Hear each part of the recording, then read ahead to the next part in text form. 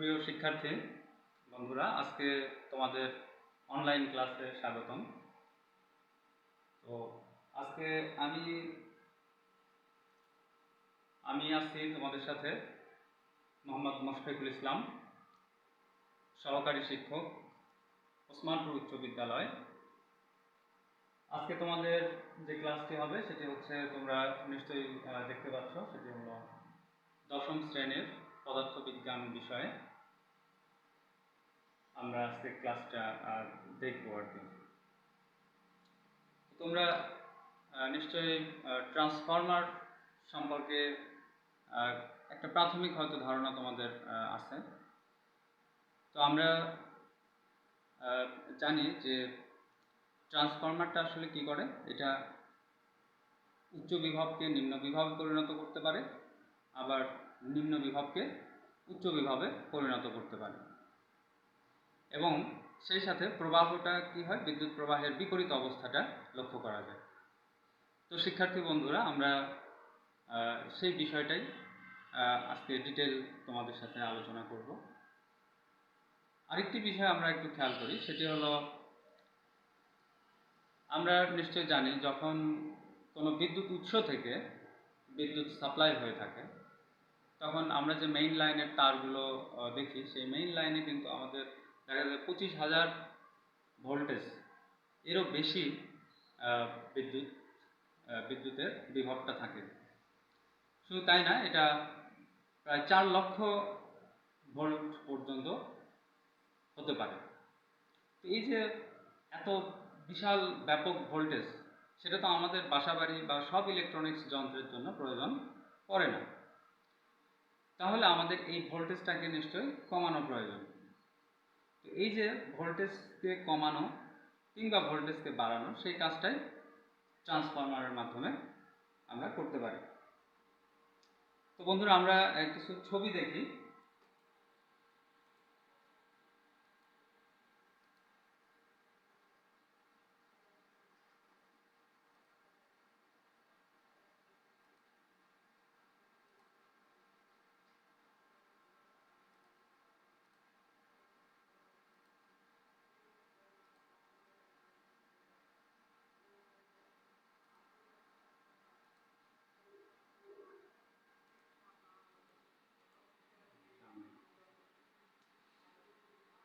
যাই হোক, আমাদের একটু কারিগরি ত্রুটির জন্য তোমাদের ছবিটি দেখাতে পারলাম না। তো আমরা চলে যাব এখন একটু বোর্ডে। খেয়াল করো,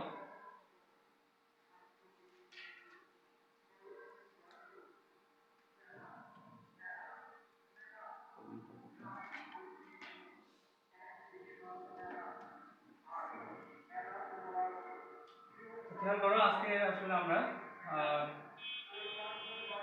আলোচনা করব হচ্ছে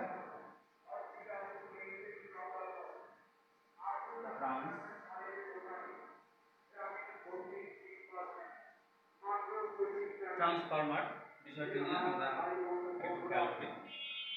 তো আমরা নিশ্চয়ই ভূমিকা থেকে একটা বিষয় জানলাম, সেটি হচ্ছে ট্রান্সফরমার আসলে কি করতে পারে, উচ্চ বিভবকে নিম্ন বিভবে পরিণত করতে পারে, আবার নিম্ন বিভবকে উচ্চ বিভবে পরিণত করতে পারে। তার মানে আসলে ট্রান্সফরমারের ধরন হচ্ছে দুই প্রকার। তো আমরা একটু এক এক করে খেয়াল করি।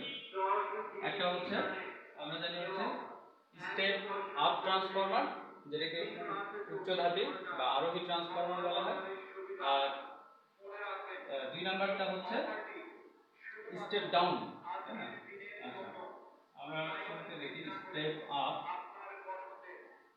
আর দুই নাম্বারটা হচ্ছে স্টেপ ডাউন। তো এই দুই ধরনের আমাদের ট্রান্সফরমার। তো আমরা একটু ছবির মাধ্যমে সেই ট্রান্সফরমার সম্পর্কে ধারণা নিব। তো স্টেপ আপ ট্রান্সফরমারটা দেখো কেমন হয়।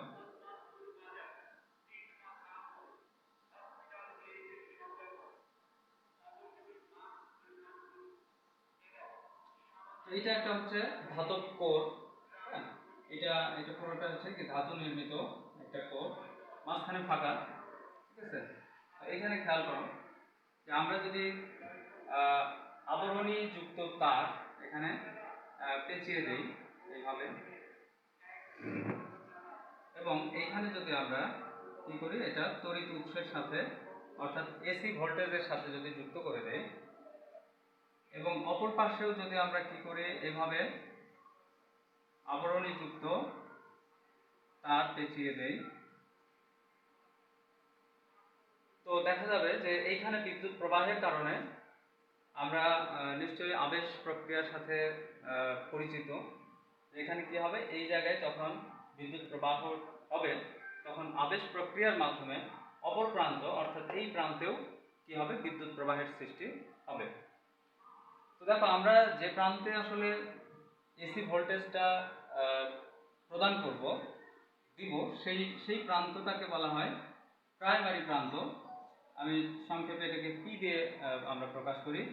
আর এই পাশে যেখানে কি হবে, আবেশের মাধ্যমে তড়িৎ প্রবাহের সৃষ্টি হবে, সেই পাশটাকে আমরা বলি হচ্ছে মুখ্য গৌণ কুণ্ডলী বা সেকেন্ডারি প্রান্ত। এই জন্য এটাকে এস দিয়ে প্রকাশ করা হয়। তো খেয়াল করো, এখানে যে প্রবাহটা চালনা করা হবে সেটাকে আমরা আইপি দ্বারা প্রকাশ করলাম। আমরা আইতে জানি, আই দিয়ে প্রবাহকে, বিদ্যুৎ প্রবাহকে মিন করা হয়। এবং এটার কারণে এখানে একটা ভোল্টেজ বা বিভব সঞ্চার হবে, সেটাকে আমরা হচ্ছে ভিপি দ্বারা প্রকাশ করলাম। এবং এই যে এখানে যে তার পেঁচিয়ে রাখা হলো প্যাচ সংখ্যাকে আমরা এন পি দ্বারা প্রকাশ করলাম। আর এই পাশে তাহলে কি হবে, এই পাশে প্রবাহ চালনার কারণে এখানেও বিদ্যুৎ প্রবাহের সৃষ্টি হবে। এই পাশের প্রবাহটাকে আমরা আইএস, প্রবাহকে আমরা আইএস দ্বারা চিহ্নিত করলাম। এরপর যে ভোল্টেজটা আমরা পাবো সেটাকে ভিএস দ্বারা চিহ্নিত করলাম। আর যে প্যাচ সংখ্যাটা আছে সেটা হচ্ছে এন এস দ্বারা আমরা চিহ্নিত করব। তো শিক্ষার্থী বন্ধুরা, তোমরা একটা বিষয় খেয়াল করো, এখানে কিন্তু আই অর্থাৎ প্রবাহ, বিভব এবং হচ্ছে প্যাচ সংখ্যা, এই পাশেও কিন্তু তিনটা জিনিস আমরা পাচ্ছি, প্রবাহ, বিভব এবং হচ্ছে প্যাচ সংখ্যা, রাইট? তো এখানে একটা বিষয় খেয়াল করো, এইটা কিন্তু আমরা 1 নাম্বার অর্থাৎ স্টেপ আপ ট্রান্সফরমারটা নিয়ে আলোচনা করতেছি, অর্থাৎ উচ্চধাপী বা আরোহী ট্রান্সফরমার। তো এটা আসলে কি কাজ করে, এটা কাজটা করবে হচ্ছে নিম্ন বিভবকে উচ্চ বিভবে পরিণত করবে। অর্থাৎ বিষয়টা এরকম, নিম্ন বিভবকে উচ্চ বিভবে পরিণত করবে। তাহলে বিভবটা কম থাকে সেটাকে বাড়ায় দেবে। কিন্তু এখানে একটা বিপরীত প্রবাহের ক্ষেত্রে বিপরীত ঘটনা ঘটে। বেশি প্রবাহ বা উচ্চ প্রবাহকে কম প্রবাহে পরিণত করে। সেটাকে আমরা এইভাবে ইন্ডিকেট করলাম, আই। তো খেয়াল করো, এখানে তাহলে বেশি প্রবাহ সেটাকে কমায় দিবে, কিন্তু কম ভোল্টেজ বা নিম্ন বিভবটাকে উচ্চ করে তুলবে আর কি। আমরা এই চিহ্ন দিয়ে সেটিকে মনে রাখার জন্য এই কৌশলটা আমরা ব্যবহার করতে পারি। আচ্ছা, তো শিক্ষার্থী বন্ধুরা, তোমরা নিশ্চয়ই খেয়াল করতেছো যে এইখানে প্রাইমারি বা মুখ্য প্রান্ত, এখানে কিন্তু প্যাচ সংখ্যা আমরা একটু কম দেখতে পাচ্ছি। আর এই গৌণ কুণ্ডলীতে অর্থাৎ সেকেন্ডারি প্রান্তে আমরা কিন্তু প্যাচ সংখ্যা অনেক বেশি দেখতে পাচ্ছি। তো এখানে আসলে রিলেশনটা, প্যাচ সংখ্যার রিলেশনটা এখানে হচ্ছে এনপি লেস দেন এনএস, অর্থাৎ এখানে আমাদের মুখ্য প্রান্তের প্যাচ সংখ্যার চেয়ে গৌণ প্রান্তের প্যাচ সংখ্যা বেশি। তো এই ধরনের রিলেশন যখনই আমরা দেখতে পাবো, তখন এটা নিঃসন্দেহে আমাদের স্টেপ আপ বা উচ্চধাপী বা আরোহী ট্রান্সফরমার হবে। আচ্ছা, তো এটা আমাদের এই স্টেপ আপ ট্রান্সফরমার সম্পর্কে একটা সাধারণ ধারণা। তো শিক্ষার্থী বন্ধুরা, নিশ্চয়ই তোমরা খাতা কলম নিয়ে বসেছো, তো তোমরা অবশ্যই এটি খাতায় তুলে রাখবে। আচ্ছা, তো আমরা নেক্সট যেটি সেটি হলো স্টেপ ডাউন ট্রান্সফরমার নিয়ে এখন আলোচনা করব। এই যে এটা আমি মুছে দিচ্ছি। এবার খেয়াল করো, স্টেপ ডাউন ট্রান্সফরমার। তো স্টেপ ডাউন ট্রান্সফরমারটা কেমন হবে খেয়াল করে দেখো, আমার সাথে সাথে তোমরাও খাতা কলমে এটা উঠায় নাও। খেয়াল করো, এটাও আসলে কি কোড, মাঝখানে ফাঁকা, এটা তো আমরা আগেই বলছি, তাই না? তো খেয়াল করো, এটাতে ঠিক বিপরীত দৃশ্য লক্ষ্য করব আমরা। সেটি হচ্ছে কি যে এই পাশে, এবার যে পাশে আমরা কি বিদ্যুৎ প্রবাহ চালনা করব সেই পাশে প্যাচ সংখ্যা বেশি থাকবে, আর এই পাশে প্যাচ সংখ্যা এবার কম থাকবে। আচ্ছা, তো আমরা চিহ্নিত করি যে পাশে আমাদের এসি ভোল্টেজ সাপ্লাই হবে, অর্থাৎ যে পাশে আমরা বিদ্যুৎ প্রবাহ চালনা করব সেই পাশটা হবে কি আমাদের মুখ্য প্রান্ত বা প্রাইমারি প্রান্ত, সেটি আমরা আগেই বলে দিচ্ছি, তাই না? তো এটার ক্ষেত্রেও তাই হবে, এবং এইটার প্রভাবে এই পাশে যখন বিদ্যুৎ সাপ্লাই হবে তখন সেটা হচ্ছে কি সেকেন্ডারি প্রান্ত, অর্থাৎ গৌণ কুণ্ডলী, রাইট? আচ্ছা, তো এইখানে আমাদের যে প্রবাহটা এবার কাজ করবে সেটা ঠিক সেম ওই আগের মতোই। তাহলে এখানে আমাদের আইপি হবে প্রবাহ, এখানে আমাদের ভোল্টেজটা হবে ভিপি, এবং প্যাচ সংখ্যা হবে এন পি, রাইট? আচ্ছা, তাহলে ঠিক একইভাবে আমরা এই পাশটাতে চিহ্নিত করব আগের মতোই। তাহলে এখানে আমাদের হচ্ছে আইএস, এটা প্রবাহটা আমরা পাবো। তারপরে আমাদের এখানে প্যাচ সংখ্যা হবে কি এনএস, আর যে বিভব সঞ্চার হবে সেটি হবে কি ভিএস।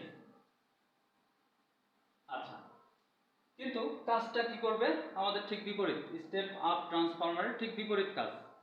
তাহলে বিপরীত কাজ কি হবে, এখানে উচ্চ বিভবটাকে কি হবে নিম্ন বিভবে পরিণত করবে। তো আমরা সেই চিত্রটা পাশে দেখি, এটা উচ্চ বিভবকে নিম্ন বিভবে পরিণত করবে। আমরা এটাকে ডাউন অ্যারো দিয়ে চিহ্নিত করলাম। তো এখানে ভোল্টেজটা কি বেশি ছিল, ভোল্টেজটা কি হবে কমে যাবে। তাহলে এই ট্রান্সফরমারটা, অর্থাৎ আমরা বলতে পারি যে ট্রান্সফরমার উচ্চ বিভবকে নিম্ন বিভবে পরিণত করে তাকে আমরা স্টেপ ডাউন বা অবরোহী ট্রান্সফরমার বলতে পারি। কিন্তু খেয়াল করো, আমরা প্রবাহের বিষয়টা আমরা দেখছিলাম, প্রবাহ কি হবে, প্রবাহটা ঠিক বিপরীত কাজ করবে। সেটি হচ্ছে এইখানে খেয়াল করো, এইটা নিম্ন প্রবাহকে উচ্চ প্রবাহে পরিণত করবে। তাহলে প্রবাহকে আমরা যেহেতু আই দ্বারা প্রকাশ করি, তাহলে প্রবাহটা কম ছিল, প্রবাহটা কি হবে বৃদ্ধি পাবে। আচ্ছা, তো শিক্ষার্থী বন্ধুরা, আমাদের এই স্টেপ ডাউন ট্রান্সফরমার সম্পর্কে এটাই ছিল সাধারণ আলোচনা। তো দেখো, আমরা কিন্তু এখানে তিনটা রাশি পাচ্ছি, একটা হচ্ছে প্রবাহ, একটা হচ্ছে ভোল্ট, আর একটা হচ্ছে প্যাচ সংখ্যা। এই তিনটা জিনিসকে কিন্তু আমরা দেখতে পাচ্ছি। তো আমরা এই তিনটা জিনিসের একটা সম্পর্ক এখন দেখব। তো তোমরা, অর্থাৎ আমরা এখানে তিনটা সূত্র তৈরি করতে পারি, এবং সেটা মনে রাখারও একটা কৌশল আছে। তো আমি সেই কৌশলটা তোমাদের সাথে একটু শেয়ার করব, তো তোমরা খাতায় অবশ্যই সেটা লিখে নেবে। খেয়াল করো, এইখানে আমরা যদি দেখো ভিএস, অর্থাৎ আমাদের এটা কি এসটা হচ্ছে আমাদের কি সেকেন্ডারি বা গৌণ কুণ্ডলী, তাই না? গৌণ প্রান্ত, গৌণ প্রান্তে আমাদের বিভব কত হবে সেটা আমরা কিভাবে বের করব। আচ্ছা, সেটা বের করার জন্য খেয়াল করো, আমরা প্রথমেই একটু ফাঁকা দিয়ে এখানে আমি ভিপিটা লিখে রাখতেছি, ভিপি লিখে রাখলাম। আচ্ছা, তারপরে ধরো আমরা এখানে আইএস বের করব। তাহলে আইএস অর্থাৎ এটা হলো আমার কি সেকেন্ডারি বা গৌণ প্রান্তের প্রবাহ কত হবে সেটা বের করতে চাচ্ছি। তাহলে সেটা বের করার জন্য আমি মাঝখানে একটু ফাঁকা রেখে এইখানে কি করলাম দেখো আইপি লিখে রাখলাম, অর্থাৎ ঠিক এটার বিপরীতটা খেয়াল করে দেখো। আচ্ছা, এরপরে হলো এখানে আমি দেখো এনএস লিখলাম, অর্থাৎ গৌণ কুণ্ডলীর প্যাচ সংখ্যা। তাহলে গৌণ কুণ্ডলীর প্যাচ সংখ্যা, তো মাঝখানে ফাঁকা দিয়ে এইখানে লিখতেছি হচ্ছে এন পি। তো মাঝখানে এখন কিছু বসবে, তো সেটা আমরা এখন এখানে বসায় দেবো। তাহলে আমাদের তিনটা সূত্র তৈরি হয়ে যাবে, এবং যে তিনটা রাশি এখানে বের করার যে বিষয় আছে সেই বিষয়টাও আমাদের ক্লিয়ার হয়ে যাবে, এবং যে কোনো এখানে অঙ্ক তোমাদের আসলে তোমরা এই সূত্র তিনটা ব্যবহার করেই সমস্ত সমস্যার সমাধান করতে পারবে।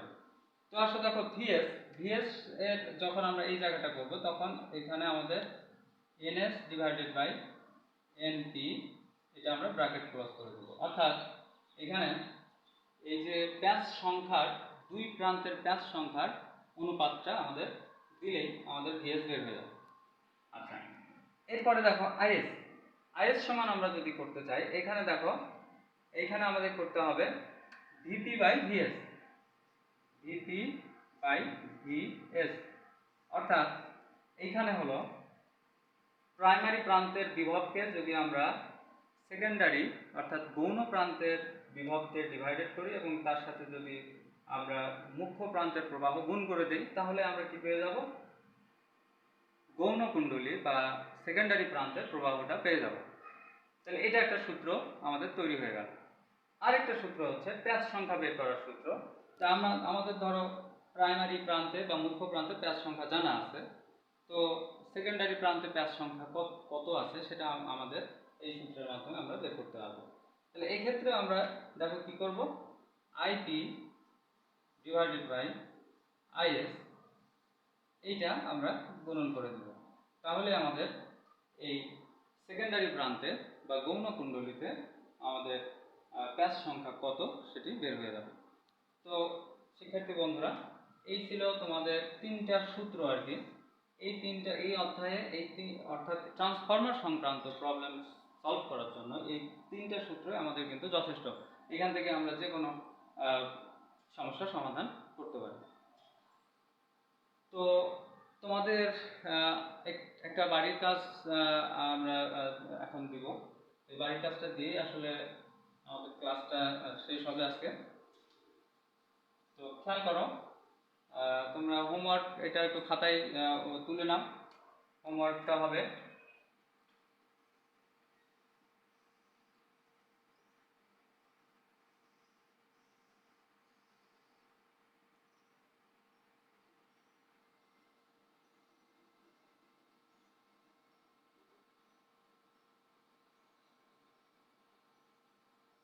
এটি এসি ভোল্টেজ। হ্যাঁ, এসি ভোল্টেজটাকে এভাবে নির্দেশ করা হয়, তোমরা জানো। আচ্ছা,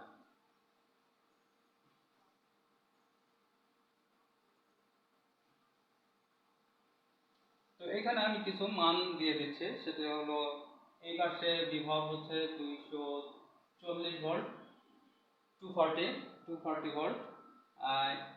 প্যাচ সংখ্যা এনপি এখানে হচ্ছে 50, এনপিটা 50 আমরা এখানে দিলাম। আচ্ছা, এই পাশে আমরা বিভব পাচ্ছি হচ্ছে 8 ভোল্ট, আর প্রবাহটা এখানে হচ্ছে 0.9 অ্যাম্পিয়ার। তো এই তথ্যগুলো দেওয়া আছে। এখন প্রশ্ন হচ্ছে, এখান থেকে প্রশ্ন হলো যে মুখ্য কুণ্ডলীতে প্রবাহ কত, প্রবাহের মানটা নির্ণয় করতে হবে। তাহলে অর্থাৎ এখানে আমি সংক্ষেপে এখানে দিচ্ছি যে আইপি সমান এখানে হচ্ছে ওয়াট। তাহলে আমাদের মুখ্য কুণ্ডলীতে এই প্রবাহ কত এটি বের করতে হবে। তো শিক্ষার্থী বন্ধুরা, সবাইকে ধন্যবাদ এবং আগামী ক্লাস দেখার জন্য তোমাদের আমন্ত্রণ রইল। খোদা হাফেজ, ভালো থাকবেন।